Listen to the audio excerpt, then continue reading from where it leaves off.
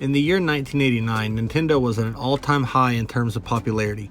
Everywhere you looked, you saw some sort of marketing, whether in electronic stores, department stores, or even the grocery store. Nintendo cereal system is a super part of this nutritious breakfast. Nintendo, 2 cereals in 1. Wow! Nintendo even jumped headfirst into branded television programs, such as the Super Mario Bros. Super Show. Yo, it's the Mario Brothers. And plumbing's the game. Found the secret water while working on the drain. Countless hours, And weeks, Captain and even N, months the for Game some to get Master. to the- I admit, I was a bit skeptical when Kevin showed up. But now, I don't know how we'd ever get along without him. One thing they haven't done yet is invade the theaters. That's where the 1989 film The Wizard came in. During 1988, the shortage of ROM chips, along with Nintendo of America's preparation of a version of Super Mario Bros. 2 for Western gamers, prevented Nintendo from performing various North American game releases according to their original schedules. One of the delayed products just so happened to be Super Mario Bros. 3. This delay, however, presented Nintendo with an opportunity to promote the game in a feature film. In 1989, Tom Pollock of Universal Studios approached Nintendo of America's marketing department about a video game film, inspired by the Nintendo video game competitions. Nintendo jumped at the opportunity and licensed its products for inclusion in the film. During production, Nintendo approved use of the company's games as well. The crown jewel of these included products was to be Super Mario Bros. 3, to be used in the final scene involving a video game competition. This was the first US public reveal of Super Mario Bros. 3, despite being released in Japan a year prior. Filming took place between June 5th and July 25th, 1989, with a theatrical release date of December 15th, 1989. The completed film had a running time of 100 minutes, although in an interview in 2014, director Todd Holland revealed that the original act of the film was 2.5 hours long and included an extended backstory for the two main characters. The Wizard follows Jimmy Woods, a young boy suffering from PTSD after his twin sister drowned 2 years earlier. Jimmy constantly mentions California. Whoa, son. Now just where do you think you're going, boy? California. Although at this point no one understands why he wants to go there. After finding out that Jimmy may be going to a mental institution to stay, his older brother Corey sneaks him out and they start to travel to Los Angeles. Along the way they meet Haley, a teenager on her way to Reno. They discover Jimmy has a skill for playing video games and make an agreement to take Jimmy to Video Armageddon, a gaming tournament being held in Hollywood with a grand prize of $50,000. And they're going to split the cash if Jimmy wins. By doing so, Corey also hopes to prove that Jimmy doesn't belong in a mental institution. They'll get there any way they can. Here we come!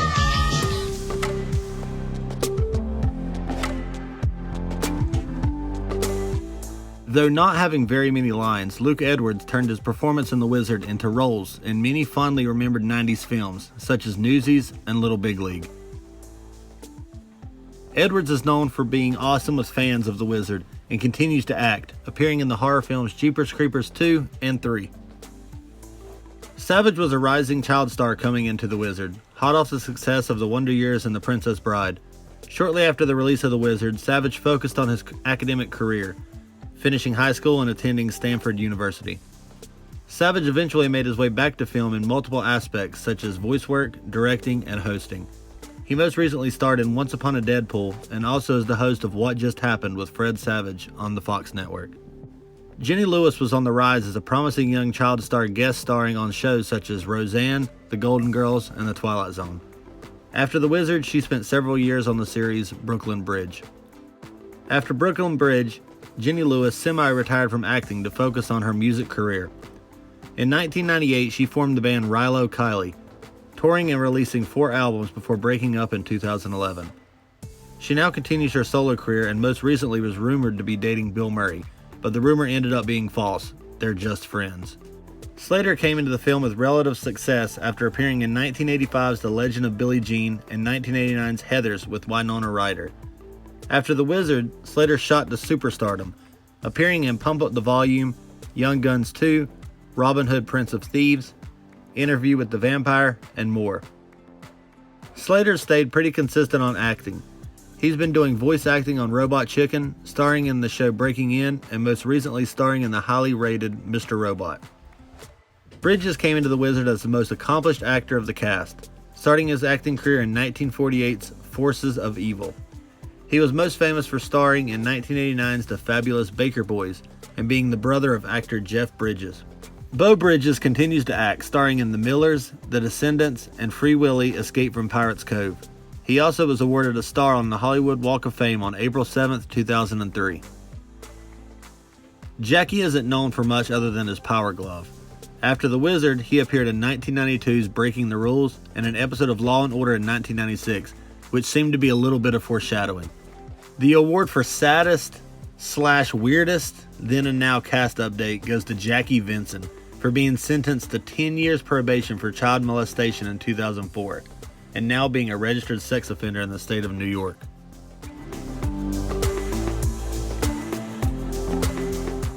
Tobey Maguire can be seen in the background wielding a most powerful mullet hanging out with Lucas. This is one of his first roles. He would go on to portray Spider-Man in Sam Raimi's Spider-Man trilogy, amongst many others. Tobey Maguire continues to act, although slightly less frequently. He appeared in The Great Gatsby with Leo DiCaprio and in Pawn Sacrifice with Liev Schreiber.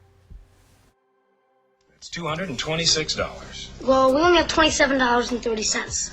What does that get us? Nowhere. Corey's taking his brother Jimmy on a ride. These two boys already traveled more than 80 miles across the state. What's his problem? He's just shy. The Wizard had a pretty decent soundtrack for the time, showcasing several popular tracks from the time, such as New Kids on the Block's You Got It, The Right Stuff,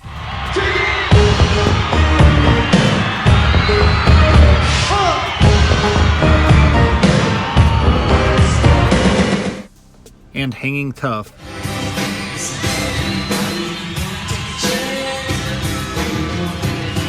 Just get on the floor and do the New Kids dance. Do it! Along with Bobby Brown's Don't Be Cruel. Is that enough for you? I treat you right. You got no cause to treat me cold as ice. It also provided a few older tracks such as Patsy Cline's Leave It On Your Mind,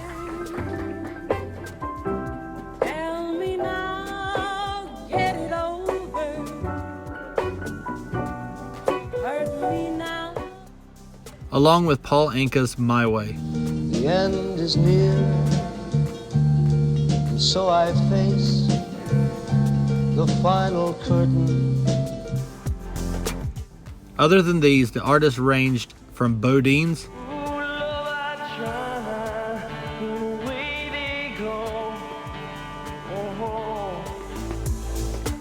to Paul Carrack. It can move your heart and soul, that I do believe. There are 11 tracks in all, and from the research I've done, I don't believe the soundtrack was ever purchasable in physical form. You can, however, find the tracks individually, and I've also found YouTube playlists that compile all of them together. Now, Video Armageddon. Many Nintendo products were featured in the film, showcasing some of the best games available on the system. Releasing just before Christmas, Nintendo hoped that showing so many products would drive kids into a buying frenzy for the holidays. The first and most obvious Nintendo product featured in the film was the Nintendo Entertainment System itself, originally released in the US in 1985 and in full swing by the time this film released. We are Nintendo Ultimate TV Game System. Aim your zapper gun. You cannot beat us, even with your robot partner. You cannot beat us. Discover new worlds. You cannot beat us. We are Nintendo. We challenge borders. You cannot beat us. The next most remembered product from the film was most definitely the Power Glove. Despite being universally considered a horrible product, it looked awesome and was featured prominently in the film by the character Lucas. The Power Glove was released in the US just prior to this film in October of 1989 and an official product manufactured by Nintendo.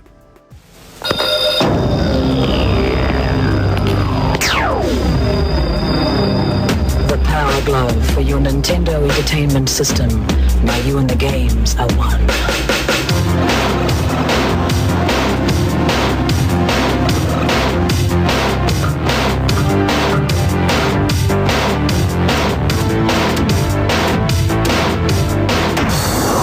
Power Glove. Everything else is child's play. Nintendo featured a slew of NES games in the film, highlighting some of the most popular titles and ending with the US reveal of Super Mario Bros. 3. The Wizard featured a total of 10 NES games and 2 games exclusive to the arcade, including Double Dragon was ported to the NES in 1988 in the US and published by Tradewest.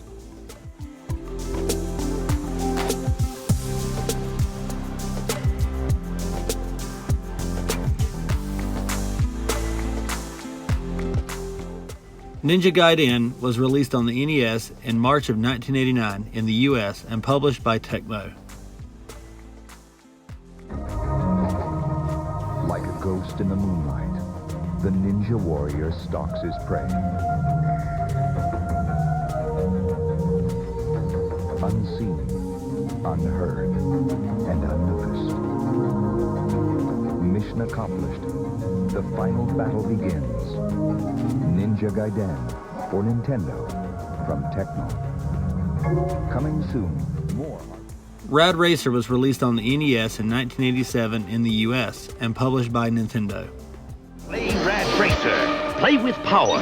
It's turbo speed in 3D. It's treacherous tracks, hot cars, hairpin turns. One mistake and you'll roll. Rad Racer, only from Nintendo. Now you're playing with power. Teenage Mutant Ninja Turtles was released on the NES in June of 1989 in the US and published by Ultra Games. Fresh from the sewer and into your Nintendo Entertainment System comes Ultra's version of Teenage Mutant Ninja Turtles. Now you can take control of these heroes in a half shell as they nunchuck, swim, and bazooka blast their way through sewers and streets, ridding the world of rival robots, wretched ruffians, and the evil Foot Clan forever. Teenage Mutant Ninja Turtles. They're out of the sewers and available where Ultra Games are sold. Mega Man 2 was released on the NES in June of 1989 in the US and published by Capcom. Megaman est de retour. Le journal du monde Nintendo avec Mario. Megaman est plus méga que jamais. Il souffle Airman. Il refroidit complètement Hitman et envoie Metalman à la casse. Dr. Wily, est-ce que ça bouleverse vos plans de conquête de l'univers? Oh non, vous oubliez mes super robots, mes poules atomiques et toutes mes autres créatures. Dr. Wily, merci, mais le mot de la fin sera pour Megaman 2. Nintendo. RC Pro-Am was released on the NES in 1988 in the US and published by Nintendo and Rare. Play RC Pro-Am. Play with power. Pull up to the start. Taste the challenge. The power of radio control. If you can't take it, you'll eat dust. Radio controlled Pro-Am only from Nintendo. Now you're playing with power. Contra was ported to the NES in 1988 in the US and published by Konami.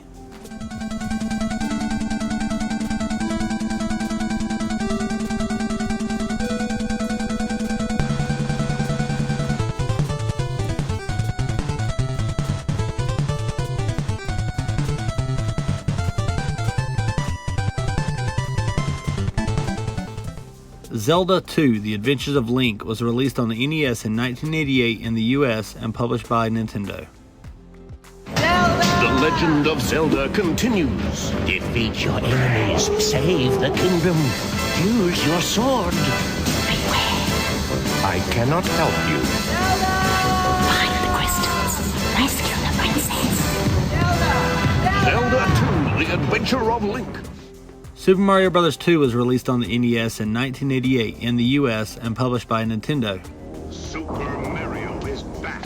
He's blasting through worlds where no one has ever been. He's taking on enemies no one else dares. This time Mario pops up power wherever he goes, so he's bigger and badder than ever before. You've never seen creatures like these. You've never had an adventure like this. It's everything you've dreamed of and worlds more. It's Super Mario 2, only from Nintendo. Now you're playing with power.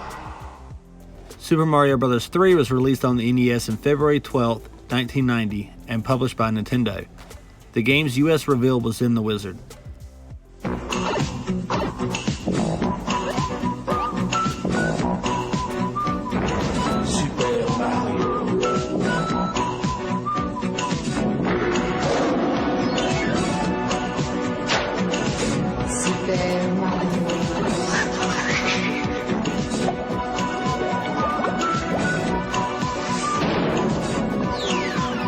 Super Mario dans Super Mario 3 de Nintendo. There were 2 games that were featured in The Wizard that were exclusive to the arcade, including China Gate was released in the US in 1988 and developed by Technos Japan Corporation.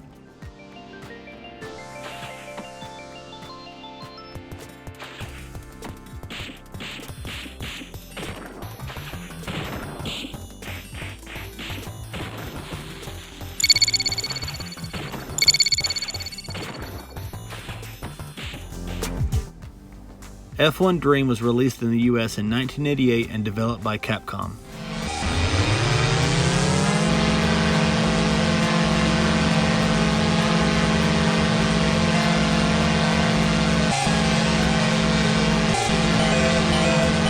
Now what do you think you're doing to him? All his life, you've been telling him to do what you want him to do. How about once you ask him what he wants to do? Coming soon to video cassette. Shortly after The Wizard's theatrical run, it was released on VHS and Laserdisc 3 different times, once in 1990, again in 1992, and yet again in 1997. I bought a great VCR at Walmart. Now I need some good tape. By 1993, The Wizard had grossed $6 million in video rentals. It was first released on DVD in Region 2 on February 2, 2001. And finally in the US and Canada on August 22, 2006. The DVD is a bare-bones release without bonus features. The DVD was later paired with Cloak and Dagger as a double-featured DVD. On May 15, 2018, The Wizard was released on Blu-ray. During The Wizard's theatrical run, I came across several promotional items released simultaneously with the movie. The first and most accessible one was the Nintendo Pocket Power Mini Magazine featuring The Wizard. It was a smaller preview version of a Nintendo Power style magazine with ads and a 2-page interview with Fred Savage. The Pocket Power Mini Magazine was handed out at showings of the movie. Free Nintendo Pocket Power Magazine with admission while supplies last.